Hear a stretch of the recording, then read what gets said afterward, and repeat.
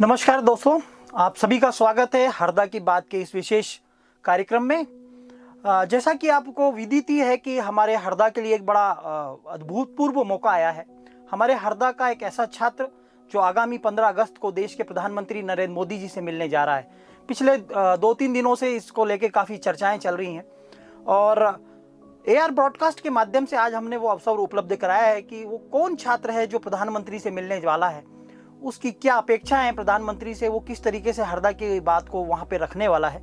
इन सारी चीज़ों को लेके आज हमारे साथ हमारे स्टूडियो में मौजूद है छात्र नमन राजपूत, जो इस समय हमारे स्टूडियो में है। और हम नमन के साथ आज विशेष चर्चा में ये जानने की कोशिश करेंगे कि कैसे उनका प्रधानमंत्री जी से मिलने का ये अवसर बना है और वो प्रधानमंत्री से किस तरीके से और क्या बातें करने वाले हैं। नमन, आपका बहुत बहुत स्वागत है हमारे आज के इस विशेष कार्यक्रम में और आपको बधाई सबसे पहले कि आपको प्रधानमंत्री जी से मिलने का अवसर मिल रहा है। प्रणाम, धन्यवाद। नमन, मैं आपसे ये जानना चाहूँगा कि आपकी शिक्षा कहाँ से हुई है, आप कहाँ के रहने वाले हैं और प्रधानमंत्री जी से मिलने के लिए जो अवसर आपको मिला है ये किस तरीके से मिला, थोड़ा सा विस्तार से बताइए। मैं ग्राम दिपगांव, हरदा जिले के छोटे से ग्राम दिपगांव कला का छात्र हूँ। मेरी प्राथमिक शिक्षा ग्राम में ही हुई है। मेरी शाला का नाम शासकीय उच्चतर माध्यमिक विद्यालय दिपगांव कला है। मैं वहाँ पर अभी फिलहाल कक्षा 11वीं में अध्ययनरत हूँ। विषय गणित है मेरा चयन प्रेरणा उत्सव के अंतर्गत हुआ है और मुझे वहाँ पर एक टॉपिक मिला था ऐसे था, जिसमें मुझे मेरा सिलेक्शन हुआ, इंटरव्यू हुआ और इंटरव्यू के बाद मैं 7 दिन के टूर पर गुजरात गया था। गुजरात में हमें हमारे देश के प्रधानमंत्री श्री नरेंद्र मोदी जी के जीवन से संबंधित कई घटनाओं का वर्णन किया गया तथा उनसे परिचित कराया गया। और उसके बाद वहाँ से आने के बाद जो छात्र छात्राएँ वडनगर गुजरात गए थे उन्हें 15 अगस्त पर दिल्ली पर बुलाया गया है। अच्छा नमन, आपने बड़ी एक अच्छी बात बताई कि आपको एक अवसर मिला था, एक प्रतियोगिता हुई थी जिसमें आपने निबंध लिखा था। क्या आप हमारे दर्शकों को बताएंगे कि वो क्या निबंध था, वो किस सब्जेक्ट पे आपने वो निबंध लिखा था? हाँ, हमें वहाँ पर 10 से 12 सब्जेक्ट दिए गए थे, जिसमें राष्ट्रीय एकता, अखंडता, शौर्य, साहस जैसे कई नैतिक मूल्य दिए गए थे। हमें वहाँ पर तत्काल समय पर उन टॉपिक को पढ़ना था तथा जो हमें अच्छा लगता था उसे चुनना था और उस विषय पर आधे घंटे के अंदर निबंध, कविता या भाषण जिसमें आपकी रुचि हो उसे बोलना था। आपने किस विषय पे निबंध लिखा था वहाँ पे? मैंने एशिया के अंतर्गत विभिन्नता में एकता। विभिन्नता में एकता। अच्छा, ये जो आपका निबंध था तो ये जिले में सर्वश्रेष्ठ निबंध के रूप में चयनित हुआ था। और इसके बाद फिर क्या अगली प्रक्रिया क्या हुई थी? अगली प्रक्रिया में वहाँ पर केंद्र शासित प्रदेशों से 3 जज आए थे। उन्होंने मेरा इंटरव्यू लिया और इंटरव्यू में जो सिलेक्ट छात्र हुए थे उन्हें आगे प्रोसेस में भेजा गया।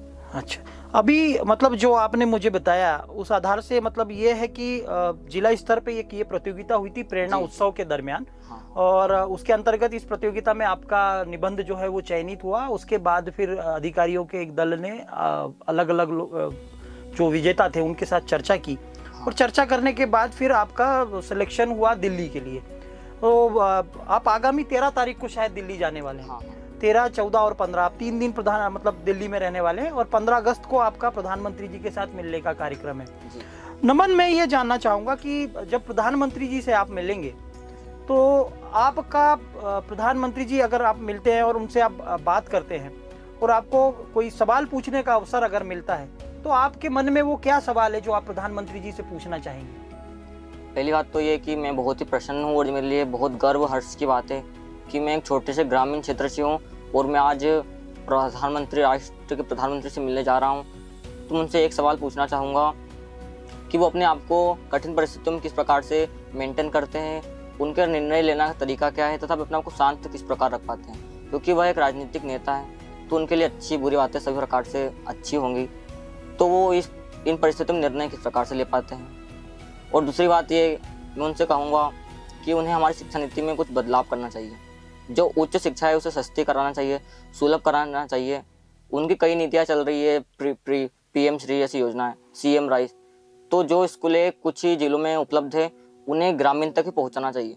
क्यों ना हम हर स्कूल को PM श्री कर दें, क्यों ना हम हर स्कूल को वर्ल्ड क्लास कर दें, जिससे सभी छोटे तबकों या छोटे वर्ग के बच्चों को भी उच्च शिक्षा का लाभ मिले और कम खर्च में मिले। बहुत अच्छा आपने एक प्रश्न प्रधानमंत्री जी के लिए तैयार किया है। नमन, हमारी शुभकामनाएं आपको कि आप प्रधानमंत्री जी से मिलें और आपको अवसर मिले। और ये एक बड़ा महत्वपूर्ण विषय आपने उठाया है, शिक्षा नीति, खासकर एक सस्ती और सुलभ शिक्षा को लेके जो आपने एक प्रश्न किया है, वाकई में काबिल तारीफ है। नमन, थोड़ा सा अपने विषय में बताइए कि आपके परिवार में कौन कौन है, आपकी सारी शिक्षा कहाँ पे हुई है, क्या दीपगांव में पढ़ाई के अवसर आपको मिलते हैं? अगर मिलते हैं तो क्या दीपगांव कला जो आपका गांव है कि वहाँ शिक्षा का स्तर किस तरीके से है, वहाँ पे स्कूलों में सुविधाएं किस तरीके की हैं? थोड़ा सा हमारे दर्शकों को वो भी बताएं। मैं ग्रामीण क्षेत्र से हूँ तथा मेरा परिवार एक संयुक्त परिवार है। मेरे परिवार में कुल मिलाकर 12 जन रहते हैं, जिसमें मेरे बड़े बुजुर्ग, दादा दादी, चाचा चाची और भाई बहन सम्मिलित हैं। मेरे स्कूल में ज़्यादा कुछ सुविधाओं मतलब अच्छी सुविधा नहीं है, पर वहाँ पर सुविधाओं का कुछ अभाव भी है। हम वहाँ पर 4 कमरे या 6 कमरे होंगे कुल मिलाकर, तो हम एक ही क्लास में 2-2 क्लास लगाते हैं। कला संकाय भी वहीं पर, मैथ भी वहीं पर, और जो विषय अलग अलग क्लास में पढ़ाना चाहिए हम एक ही क्लास में बैठकर पढ़ते हैं। अच्छा, मतलब परिस्थितियाँ मतलब आपके हिसाब से जो आपने बताई है वो थोड़ी सी विपरीत हैं, और इन्हीं चीज़ों का जो अभाव आपने देखा है अपने स्कूल में, और शायद संभवतः यही एक वो कारण है जिसके कारण आप ये प्रश्न जो आपके मन में आया है, सस्ती, सुलभ और एक अच्छी शिक्षा के लिए आप प्रधानमंत्री जी से मिलने वाले हैं। नमन, मुझे आपसे आपसे चर्चा करने के बाद काफ़ी एक उत्साह मतलब एक उत्सुकता है इस बात को लेके कि आप भविष्य में किस क्षेत्र में काम करना चाहते हो? आप कौन से ऐसे विषय हैं जिनको आप आगे भविष्य में जो अपनाना चाहोगे पढ़ाई करने के बाद? मैं सर्वप्रथम हमारे जो राष्ट्र के प्रधानमंत्री श्री नरेंद्र मोदी जी है, उनका जो विकसित भारत का जो विराट लक्ष्य है उसमें अपना पूर्ण रूप से योगदान दूंगा, तथा इस योगदान के अंतर्गत में एरोस्पेस इंजीनियरिंग और स्पेस की जो रेस चल रही है अभी सभी राष्ट्रों में, उस क्षेत्र में अपना योगदान दूंगा और एक भारत को स्पेस तक पहुंचाऊंगा और उसकी ऊंचाइयों को छुआऊंगा। ये बड़ा अच्छा आपका विज़न है और हमारी शुभकामनाएं हैं आपके साथ कि आप भविष्य में अपनी सारी सपनों को पूरा करें। आप आज के इस कार्यक्रम में सम्मिलित हुए, इसके लिए आपका बहुत बहुत धन्यवाद। तो दर्शकों, ये थे नमन राजपूत जो आगामी 15 अगस्त को हमारे देश के प्रधानमंत्री नरेंद्र मोदी जी से दिल्ली में मिलने वाले हैं, और हमारी और पूरे हरदा की ओर से आपको शुभकामनाएं। आप जाएं, हरदा की बात को वहां पे अपने पुरजोर तरीके से और एक अच्छे माध्यम से रखें, ऐसी शुभकामनाएं आपके साथ हैं। आप हमारे स्टूडियो में आए, इसके लिए आपका बहुत बहुत धन्यवाद। नमस्कार।